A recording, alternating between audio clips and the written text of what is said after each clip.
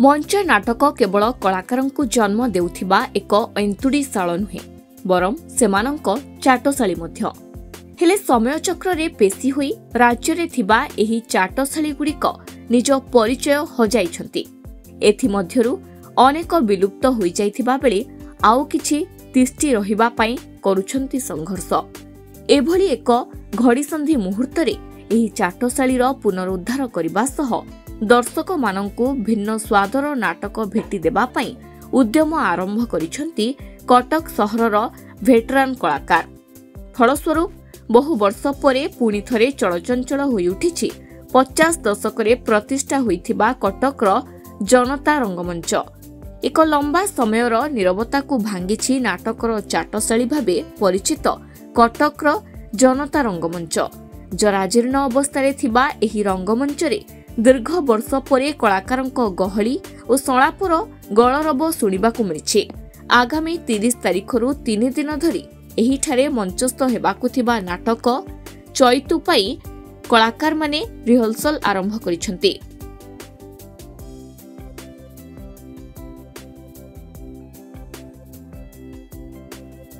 लक्ष्य केवल गोटिए मंच नाटक ठारू दूरे जाइथिबा दर्शक मानंकु पुणी थरे दर्शक गैलरी को फेराई आनिबा एवं नुआ पीढ़ीर दर्शकंकु नुआ स्वादर नाटक भेटिदेबा।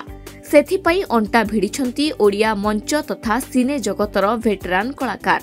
एही पोखद कलाकार माने नुआ पीढ़ीर कलाकार मानंक सह मिसी विलुप्त प्राय मंच नाटक देहरे प्राण भरिबा पई प्रयास आरंभ करिछंती।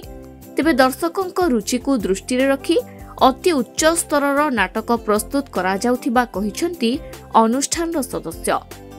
जनता रंगमंचरू मु उत्पन्न होइछि आ एठी नाटक संग्राम रे मु जने सैनिक। आसंता जो नाटक होछि चैतु आमर 30 31 1 तारिख पई मु तार निर्देशक। आशा तो अनेक कारण एठी आम जीवन तैयारी ही चाहिए सुतरां आशा तो बहुत अच्छी। आमे आम निज प्रचेष्टार अन्य काहाठू किसी न नहीं सरकार कौन प्रोत्साहन न थाई आपड़ जो पछरे देखुं जो मंच से मंचटा को आम कौन मत नाटक उपयोगी करूँ नाटक करूँ किंतु आमे सरकार साहाय्य एवं दर्शक मान साहाय्य यदि मिल तेल आमर स्वप्न होची एठी गोटे शीतताप नियंत्रित प्रेक्षालय कर केते दूर हो पार कौन हम से कथा तो आम कहीपर कि प्रचेषा जारी रही आम चेष्टा जारी रखू।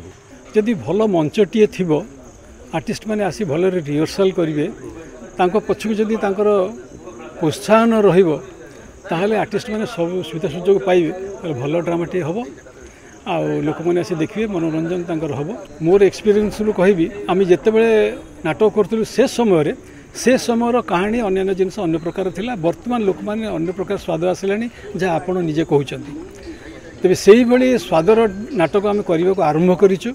सामाजिक समाजर प्रकृत चित्र परिवेषण करूँ। एही रंगमंच तार जौवनरू जराग्रस्त होई 4 दशंधि पार करी 1999 मसीहारे महाबात्यारे विकलांग होइथिला। किंतु एहा परे मध्य खोला आकाश तले अंटा सळखी आज भी छिड़ा होइछि जनता रंगमंच। सरकारी सहायता किंबा अन्य कहार हाथ टेका को अपेक्षा न करी निजस्व उद्यमरे कलाकार माने मृत प्राय थिबा मंच नाटक को संजीवनी देबा पई प्रयास आरंभ करिसंती।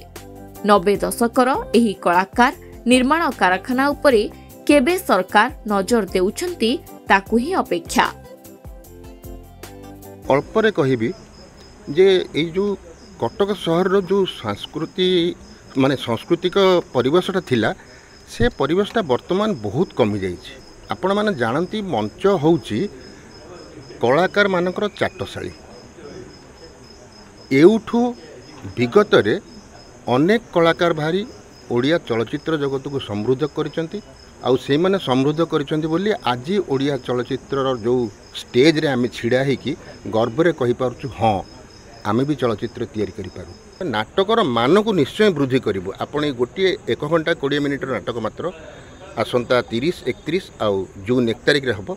आसिक देखंतु आमे को स्टैंडर्ड रो नाटक करूछु। नाटक कौन कंप्रोमाइज आम करना किंतु आपण ता भितर आउ टिके अधिका भल कलाकार भी चाही पारती आम सेगुड़ा भी भविष्य में भर्ती करूँ धीरे धीरे आउ दर्शक मैंने आमको सपोर्ट दौरान आम गोटे नाटक 3 दिन करके जानी सारी